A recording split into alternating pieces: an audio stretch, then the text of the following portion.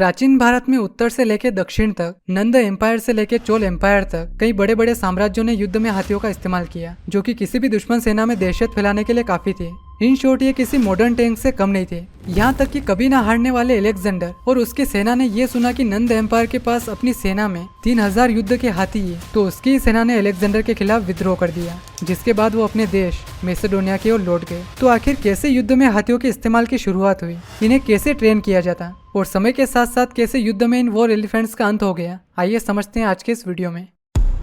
तो सबसे पहले युद्ध के मैदान में हाथियों का इस्तेमाल प्राचीन भारत में हुआ था और इनके बारे में हमें सबसे पहला उल्लेख भारतीय महाकाव्यों से मिलता है, रामायण और महाभारत, जो कि 7th या 6th सेंचुरी BC में लिखे गए थे। जैसे कि रामायण में देवों के राजा इंद्र को हाथी की सवारी करते हुए बताया गया है, ऐरावत जो कि एक दिव्य हाथी है। महाभारत में बताया गया है कि कैसे योद्धाओं को कई तरह की युद्ध कलाएं सिखाई जाती थी, जिसमें से एक एलिफेंट फाइटिंग भी थी। वैसे तो ये माइथोलॉजिकल किताब है, लेकिन एलिफेंट का हमें सबसे पहला उल्लेख इन्हीं से मिलता है। उस समय के भारत में सेना 4 टुकड़ों में बटी होती थी, जिसे चतुरंग कहा जाता। पैदल सेना, घुड़सवार सेना, हाथी और रथ। तो सबसे पहली बात, एलिफेंट्स को वैसे पालतू नहीं बनाया गया था जैसे घोड़ों को बनाया गया या कैटल्स को। वॉर में इस्तेमाल होने वाले लगभग सभी हाथियों को हमेशा जंगल से ही पकड़ा जाता था, यूजुअली पूरी तरह से बड़े हो चुके हाथियों को। नर हाथी, क्योंकि वो साइज में बड़े होते, ताकतवर भी और ज्यादा अग्रेसिव भी। और एक एडल्ट हाथी को इसलिए पकड़ा जाता क्योंकि अगर आप एक यंग हाथी को पकड़ोगे तो वो एक तो युद्ध नहीं लड़ पाएगा, दूसरा उसको बड़ा करने में काफी लंबे समय का इंतजार करना पड़ेगा। इनको पकड़ने के लिए इंडियन हंटर्स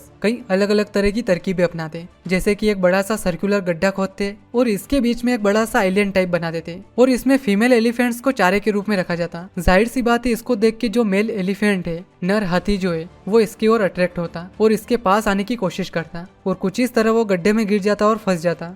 ये तरीका उस वक्त सबसे कॉमन था। पकड़े जाने के बाद हाथियों को एक लंबी और कठिन प्रशिक्षण प्रक्रिया से गुजरना पड़ता। सबसे पहले उन्हें धीरे धीरे काबू में किया जाता और इंसानों की उपस्थिति की उन्हें आदत डलवाई जाती। उन्हें हाथों से इशारे करके समझाया जाता, उन्हें बोलकर कमांड किया जाता शुरुआत में। अब वॉर में क्या होता है कि दोनों ही ओर के लोग बहुत ही भयंकर तरीके से लड़ते हैं एक दूसरे से, अफरा तफरी मच जाती है। और अगर ऐसी कंडीशन में आप किसी हाथी को डालते हो तो वो इधर से उधर भागने लगेगा, कई लोगों को मार डालेगा, इधर के भी और उधर के भी। तो इस चीज से निपटने के लिए उसको शोर शराबे की आदत डलवाई जाती ताकि वो ऐसे में भी शांत रह सके। तेज ढोल बजाए जाते, सैनिक जोर जोर से चिल्लाते, मतलब ये सब किया जाता। हर हाथी के साथ उसको हैंडल करने के लिए एक अनुभवी आदमी होता, जिसे महावत कहा जाता है। महावत के हाथ में हमेशा आयरन हुक जैसा कुछ होता था, जिसे अंकुश कहा जाता है और इसी से वो हाथी को कंट्रोल में रखता है। उसे डायरेक्शन दिखाना हो या आपात स्थिति में उससे अनुशासित करना हो, ये सब वो अंकुश से कर सकता है। एंशिएंट टाइम में वॉर एलिफेंट्स किसी मिलिट्री टैंक से कम नहीं थे और इनसे दुश्मन सिर्फ फिजिकली नहीं डैमेज होते, इनसे सैनिकों पर साइकोलॉजिकल भी असर पड़ता था। क्योंकि आपके सामने 12-13 फुट लंबा और 6000 किलो वजन वाला जानवर खड़ा है, उसके पैरों की साइज, उसके लंबे दांत, ये देख कर क्या सोच कर ही सेना में दहशत फैल जाती थी।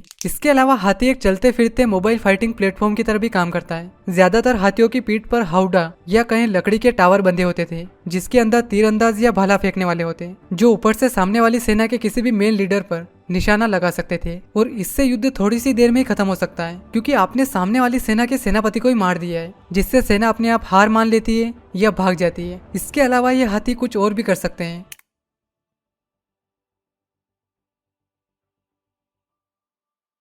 आपने देखा किस तरह से इस हाथी ने जिंदा पेड़ को ही उखाड़ दिया है, वो भी आसानी से। एक हाथी केवल अपने सूंड से 2 से 3 क्विंटल वजन उठा सकता है और अपने शरीर के बल से 6000 किलो तक वजन वाली चीज को। अब प्राचीन समय में जब एक राजा किसी दुश्मन की किलेबंदी करता, तो ऐसे में दुश्मन राजा को वहां हराना बहुत ही मुश्किल टास्क होता था, क्योंकि एक तो वो ऊंचाई पे है, ऊपर से किले के दरवाजे बहुत ही बड़े बड़े होते थे, उन्हें तोड़ना कोई आम बात नहीं थी। ऐसे में ये इन दरवाजों और यहाँ तक की दीवारों को भी तोड़ने के लिए हाथियों का इस्तेमाल करते थे। वॉर एलिफेंट्स का यूज महाजनपदास के समय में ज्यादा देखने को मिला, जो कि उत्तरी भारत के सबसे बड़े और पावरफुल साम्राज्य थे। लगभग 543 BC में मगध के राजा बिंबिसार उन पहले ऐसे राजाओं में थे जो सबसे ज्यादा हाथियों पर निर्भर थे। पूरी दुनिया को जीतने के ख्वाब में जब अलेक्जेंडर भारत की ओर आ रहा था, तो इससे पहले उसका सामना एकेमेनिड साम्राज्य से हुआ, या इसकी इनसे कई सारी लड़ाइयां हुई। इसी में उसका पहली बार वॉर एलिफेंट से सामना हुआ। उसने इससे पहले ऐसा कभी नहीं देखा था। 331 BC में बैटल ऑफ गागामाला में पर्शियंस ने अपनी सेना में 15 वॉर एलिफेंट्स तैनात कर रखे थे, ताकि अलेक्जेंडर की सेना घबराकर हार मान ले, लेकिन ऐसा हुआ नहीं। इस युद्ध को जीतकर अलेक्जेंडर ने उन 15 ही हाथियों को अपनी सेना में मिला लिया। इसके बाद वो भारत पहुंचा तो उसका सामना सबसे पहले किंग पोरस से हुआ 326 बीसी में, द बैटल ऑफ हाइडास्पिस।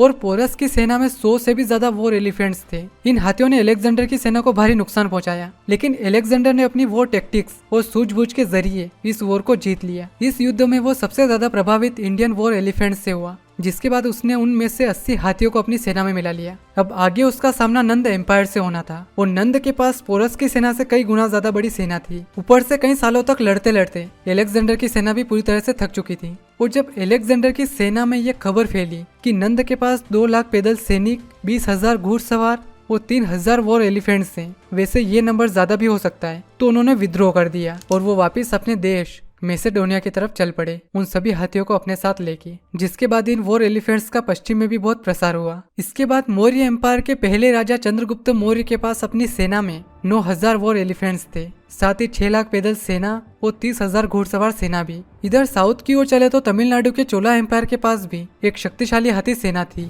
सम्राट राजेंद्र चोल के समय में चोलों के पास बख्तरबंद युद्ध हाथी थे। पूरे शरीर पर कवच होने की वजह से इन हाथियों को कोई युद्ध में नुकसान नहीं पहुंचा सकता था, जिससे ये दुश्मन के लिए और भी ज्यादा खतरनाक हो गए थे। भारत से बाहर की ओर रुक करे तो नॉर्थ अफ्रीका के कार्ताजिनियन लोग नॉर्थ अफ्रीकन हाथियों के झुंड पालते थे और इनका सबसे पहली बार वॉर में इस्तेमाल कार्थेज के हनीबल बारका ने किया था। 218 बीसी में हनीबल करीब 37 वॉर एलिफेंट्स को एल्प्स के जरिए इटली ले गया। एल्प्स जो कि यूरोप के सबसे ऊंचे पहाड़ है, और इस सफर में कई हाथी बीच रास्ते में ही मर गए। जो हाथी बच गए उन्होंने बैटल ऑफ ट्रेबिया और केनिया में रोमन्स के खिलाफ बहुत ही भयंकर तबाही मचाई, और इसी के बाद आगे चलकर रोम में भी वॉर एलिफेंट्स का इस्तेमाल किया गया। कार्थेज के अलावा बाकी अफ्रीकी राज्यों ने भी वॉर में हाथियों का इस्तेमाल किया, जैसे कि नाबिया के कुश किंगडम और अक्षुम साम्राज्य ने भी। अब ऐसा भी नहीं था कि युद्ध में इस्तेमाल होने वाले हाथी हमेशा जीतते ही थे। कभी कभी ये आग, तेज आवाज या चोट लगने पर घबराकर बेकाबू भी हो जाते। और टाइम के साथ साथ इनको हराने के लिए लोगों ने कई तरीके आजमाए, कई तरकीबें लगाई, जैसे कि रोम की सेना हाथियों को घायल करने और उन्हें पीछे हटने पर मजबूर करने के लिए कांटों वाली छड़ियां